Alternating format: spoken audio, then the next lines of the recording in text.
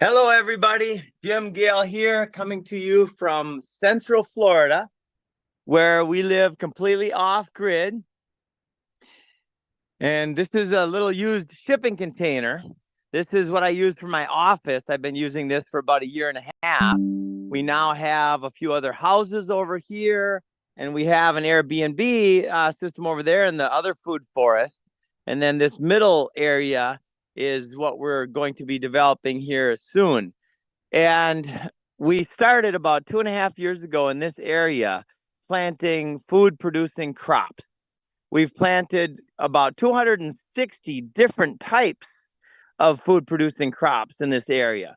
Everything from zapote and ice cream bean and fig and mulberry and Jamaican cherry and avocados and lemons and limes and, well, you name it. It's probably here. The only thing we don't have much of here is the cold weather crops like the kiwis and the apples and a bunch of other stuff like that. So, what I'm demonstrating to you is the wise use of our land, of our resources. When we take the poisons out and grow food instead of lawns, we solve all of the world's biggest problems. And I mean that very sincerely. We solve cancer and diabetes and heart disease when we have mass adoption of taking the poisons out and growing food instead of lawns. And so we've designed layers and layers of strategy and tactics along those ends. So I use those words because those are words often used in war, in the military. And my friends, this is war, right? I've been saying this for many years. And for many years, some people would say, Jim, don't say that. Don't say that. Don't say that because it causes anxiety and stress. And that's not my intention.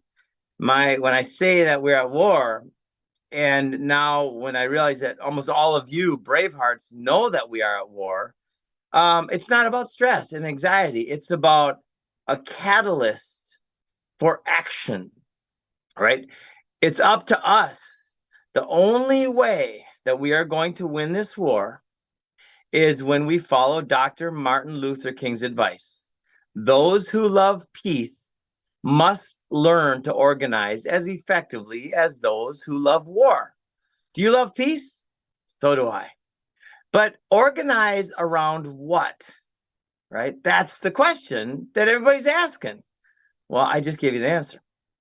When we organize around taking the poisons out and stewarding our land like we are meant to, and growing perennial edible landscapes like we are meant to, when we organize around that, and then we inspire and empower the churches and the schools and the prisons to join us, when we inspire and empower the police force and the people that are currently serving in the military and all of the energy systems that are currently tools of enslavement, when we inspire those systems to join us, boom.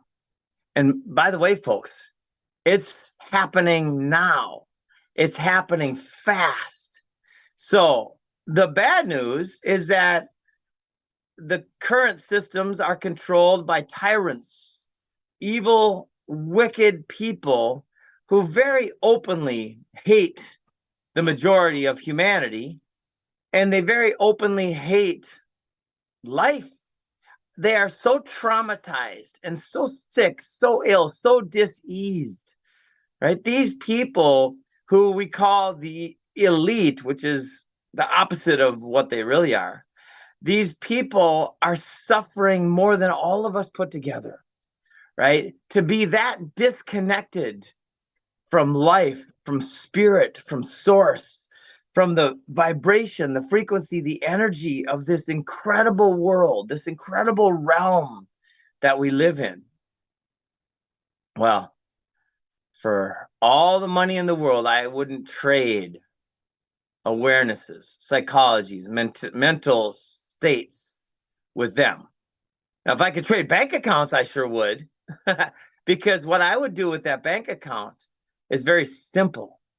We follow the permaculture ethics. There's 3 ethics in permaculture.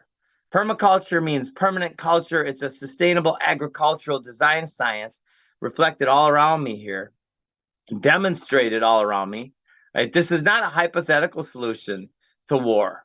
This is a demonstrable solution to war because scarcity is the catalyst for fear, and fear is the catalyst for war. How do you destroy scarcity? Abundance destroys scarcity, right? This is so radically simple. Some of you might be going ding, ding, ding, like, what? I've never heard it spoken so simply before, so clearly before. I've been practicing for one reason. Let's all practice. When we practice telling this story and we get effective in telling this story, well, we will win. So back to how do we use those permaculture principles? How do we use that money, that fiat that's currently controlling our systems? We compost it, right? Fiat, the American dollar, and all currencies pretty much around the world, except for the new ones that are coming out, thanks to Unitary and thanks to even other big entities coming out with asset-backed currencies. Current is energy, right? So if you control the current of humanity, which is the currency, you control the energy and the flow of humanity, right? And like a river, right? Where is it held? Where's the river held? It's held in the banks. And the banks are controlled by evil. So when your banks are controlled by evil, well, you got to change currencies or you got to readjust that current. So the fiat dollar, which is backed by nothing but confidence, which is failing globally very fast. And the intention is to usher in the CBDC, the central bank digital currency, which is hyper controlled, which is attached to the climate narrative, which means that if you have too many steaks or too many hamburgers, or if you drive too much in a month, they can literally turn off your tap. The tap of current, the tap of energy, the tap of life can just be turned off, but via your mark of the beast system here, the apple with a bite out of it. So back to the permaculture ethics. When we use our fiat, when we compost it very strategically into earth care, people care, and future care, right? The 3 ethics of permaculture: earth care, people care, and future care. What is future care? Earth care is kind of obvious. Take out the poisons and grow food instead of lawns. Take out the poisons and be the stewards of our land again, right? That's obvious for most everybody. Even the people on the other side of the aisle who believe in this are starting to say, wait a minute, these poisons are no good, right? As reflected by the billions and billions of dollars that these entities have paid in fines, right? So earth care is obvious. People care, that's pretty obvious. What is people care? Let's serve people. When we lift up the most suffering among us, those folks right now that are the most suffering are a liability on the balance sheet of society, of humanity. A liability in what sense? In the sense that they take energy from the system. Now, is it their fault? Well, let's invite them to be part of the solution. But let's also recognize that this is a strategy that is controlled by evil, starting in the indoctrination system. Well, really starting with the family that has been destroyed by design, especially in some cultures where they've really destroyed the families, right? And they have replaced the family with the government system. Is that working? Hell no, it's not working, right? So how do we lift up the most suffering among us? It's very simple. When we put our fiat, compost it into putting food forests, systems like the one I showed you right back here, right? When we put edible landscapes and we go into these opportunity zones and we basically take out, well, we take out the most tragic of all of the problems, and that is the food. Henry Kissinger said, if you want to control people, control food. Well, that that says it all. When the food is poisonous and scarce, then these people are suffering through disease, layers and layers and layers of disease. And then they believe the government is there to help them with all of their chemical injections. No, that's not the way. Nature is the way. So when we put food forests in city parks and schools and prisons and on church land, right? Is this a good investment? What is the ROI, the return on intention for this act of putting food in places where people need it the most? The return on this intention, this investment, will be peace. Is this an overstatement, an oversimplification? No, it's been done multiple times in multiple places around the world where people put food forests. Let's just take prisons. When the inmates grow some of their own food, and this has been done many times, there's a program in California where the taxpayers saved $40 million simply because the inmates used their time, which they have a lot of, to grow some of their own food. Not only did the taxpayers, which is a system of force and violence of enslavement, I don't participate in that system. Not only did they save $40 million from that program, but guess what happened to the recidivism rates? They went down by over 60%. So what is that tax? What is that savings? Well, it's literally the end of the majority of crime. Right? Now, what about schools? What about having programs when the children grow some of their own food in the schools? What would happen if those programs were out there everywhere? We would solve all the world's major problems because the children would learn how to be the stewards of the land. They would grow some of their own poison-free food. The taxpayers would save massively, and every school would become a nursery. What do I mean by that? Because every food is a nursery. That's the nature of what I call God's design. Not only does this fig tree have loads of figs on it, right? This small baby fig tree, but every fig has seeds, right? Not only does that Jamaican cherry tree have loads of fruit on it, but every Jamaican cherry tree has seeds. Same with the ice cream bean and the zapote, the sugar cane. All you got to do with the sugar cane is take a stalk off and bury it like I did right here. In fact, I buried this in the ground. You can kind of see them coming in right there. There's new sugar cane shoots coming up right there. Why did I design for that and plant that there? Because the sugar cane will grow up and it'll be about, I don't know, 12, 15 feet tall, and it'll provide shade for the afternoon for the deck here, right? When we design nature properly into our system again, we can all of us live in a place that, well, the Garden of Eden comes to mind, right? This idea. You hear the birds? I love that sound. It's like Jurassic Park here. By the way, come visit, right? We have Airbnbs. Check out our ratings on Airbnb. I mean, look at the comments in the Airbnb and come visit. We're in Central Florida. We're only 40 minutes from the Orlando International Airport, MCO, and we're at the end of the road. We're just putting in a dock now on a private 400-acre lake. We've got the only docks on this entire lake. There's one other house on the lake. It's absolutely paradise. And there's a mile-long paved runway bordering the east edge of our property, which eventually world leaders will be flying in, the new ones, the good ones. I don't imagine Biden or Netanyahu or any of them coming. I don't think they're going to make it through this time.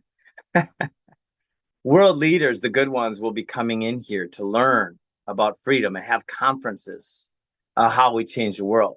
And by the way, folks, we have layers of tactics that are happening now. If you're interested in being part of the solution at scale, please, we invite you to send me an email. My email is jim@foodforestabundance.com. And by the way, that's our website, foodforestabundance.com. But send me an email or go in and sign up for our newsletter. And if you also want to design, if you want to be part of this, if you want to create your own Freedom Farm Academy, if you know anybody with 2 acres, an acre, even, I mean, really any amount of land, we could do 1/10 of an acre. But for a Freedom Farm Academy, if you know anybody with an acre or more that wants to demonstrate freedom and live in paradise off grid, that's what we do. We help take people from where they are to completely off the grid in luxury, in paradise. You know, we don't comply with any government BS. We publicly have declared that we are free. And it's amazing what's happening because we have layers of strategy that are part of this declaration. And the number one thing that's keeping us from being bothered, in fact, we had a government guy come here asking about building permits about 7 months ago, and he left with a tear in his eye. He said, "I'll never bother you again," because we don't deal with taxes, government, none of that stuff. Very publicly, our property's in trust. And it's because we serve. It's because we are here to serve our community, right? Like I said, every tree, every plant is a nursery. So we specifically focus on sweet potatoes. We go, in fact, I've got another conference, another speaking event here I'm going to, and I'm going to bring a couple 5-gallon buckets of sweet potato starts, and I'm going to hand them out to everybody there. Why? Well, because the food supply chain is going to collapse. It already is collapsing. In fact, you can look around at the health of people and you can see that something's wrong with our food, right? The disease is rampant: obesity, cancer, diabetes, all of it. This is all food related. And really, it's poison related. It's not food. What we're consuming, some of us, are poisons every day as the rule, especially in these opportunity zones, these ghettos, these areas where people have food deserts, right? They go to 7-Eleven or Church's Chicken for their food, which is not healthy, and it will cause what we see everywhere. So anyway, if you want to be part of it, email me, jim@foodforestabundance.com. We are putting out in very clear, actionable detail a strategy at scale that integrates the schools, the prisons, and the churches. And it inspires and empowers the politicians, who I don't trust any of them at all because they're not doing this yet, but they're starting to. I met with Bobby Kennedy 15 months ago, and I laid out to him the strategy that would create peace on earth in general terms anyway. And at first he said he thought my claims were ridiculous. And after I laid out the strategy, he said, "Oh my God." And he used one of my exact talking points on Tucker Carlson just about a month and a half ago. And it was this. It's not a secret. Nothing we do is a secret. It's all transparent. It's all for you because I've got 4 daughters. And the only way we're going to change the world is when we come together, the Braveheart Nation and all of the different groups that are coming together and organize effectively. All right. And guess what? We only need about 3% of the energy that's put out by these wicked assholes because we've got nature and truth and God and on our side. And I use God because I grew up in Minnesota. If you use a different word for source, for the creator, good for you, right? Do I hate you because you might have learned something different? No, hate is a divide and conquer tactic, right? So we have the strategy and the tactics, and we are inviting in a very public way these politicians to join us. And guess what? This train is moving. This train of abundance is now going downhill. It's got momentum.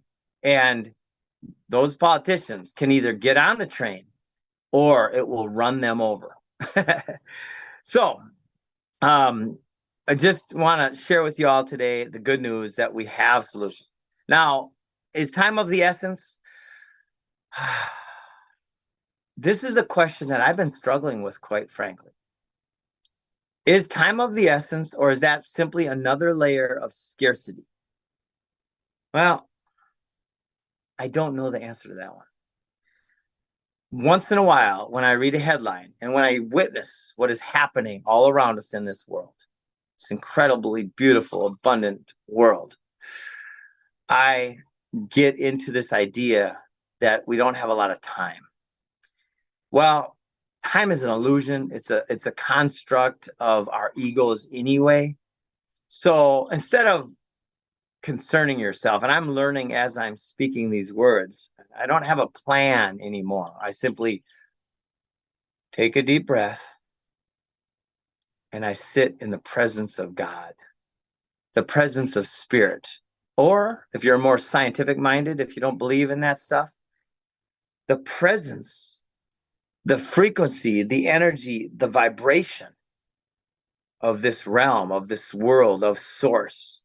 You can feel it when you practice, especially. In fact, I'm going on October 20th. I'm going to see Dr. Joe Dispenza. I'm going to one of his workshops for a week, and I'm going to sit in the presence of that energy, and I'm going to learn how to go deeper than I currently can go, which is pretty freaking exciting because I can already go pretty deep. I use breath as a tool, and I take the energy, the attention from the thinking mind, right? Nikola Tesla said, if you want to find the secrets of the universe, think in terms of energy, frequency, and vibration. But that is a misdirection. That's actually a lie. And whether it's intentional, whether Tesla said it or not, I don't know.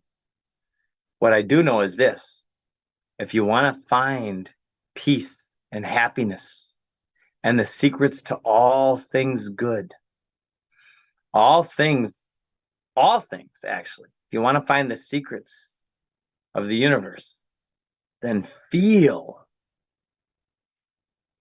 sit in the now,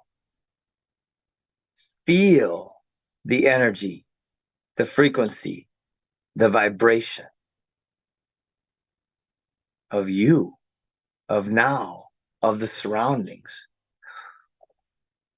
It's like an incredibly high pitched hum. And I've had times when all of a sudden that hum goes to, it just instantly leaves. And there's a glimpse of pure, unadulterated connection and presence. I've had this happen several times, always in deep meditation. Sometimes with breath work, one time with plant medicines. Everybody has access to this. We have been taught that the solutions are all in our mind. The solutions are bigger than our mind, go past the mind, right? Through the heart and the stomach.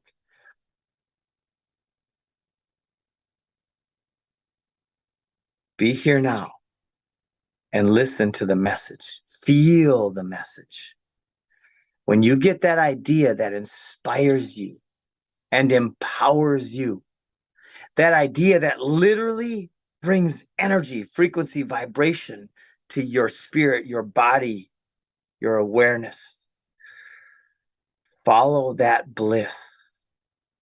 Follow that energy. And that is the path to your personal freedom. And then as you get centered in that energy, and it becomes the norm where you can feel it in your toes, your hands, your knees, your stomach, everywhere, your pineal gland. Share it. Share the joy. Share the abundance. This is how we win the war, my friends.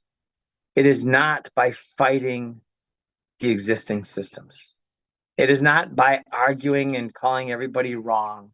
It's not by protesting and yelling at buildings and yelling at ideas. No. Instead, be the change that you wish to see in the world.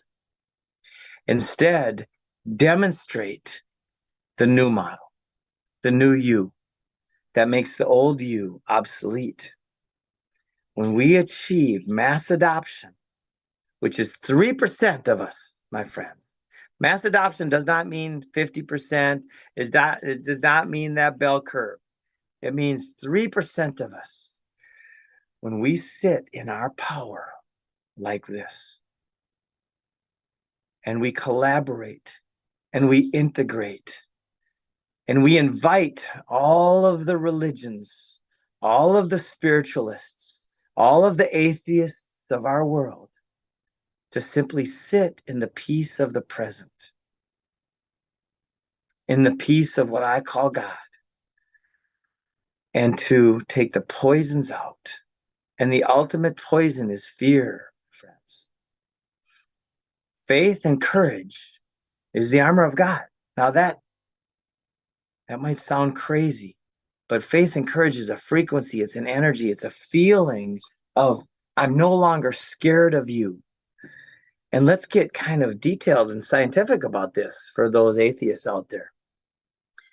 What does fear do from a scientific perspective? Well, it inhibits creativity. It stops certain chemicals from flowing, and it creates chemicals that are based in anxiety and fight and flight and trauma. So what does fear do? Fear, anxiety, it stops life. It's a contraction of creativity and solutions and life. So if that were the only reason to let go of fear and to live in this moment, this now, always this continuous now with faith and courage,